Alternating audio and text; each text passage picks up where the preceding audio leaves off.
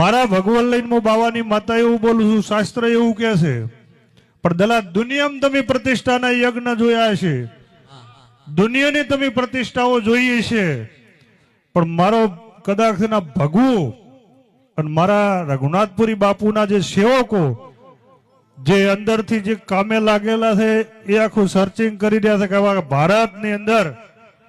અમારા શ્રવણ મહારાજને જોડે રાખીને કે આખા ભારતની અંદર ભવ્યથી ભવ્ય પ્રતિષ્ઠા અને કોણ કરી શકે, કઈ રીતનું થઈ શકે એનું આયોજન જે કરી રહ્યા છે એવી કદાચ વેળા બનવાની છે ને આ યજ્ઞ ગમનભાઈ પ્રતિષ્ઠા થાય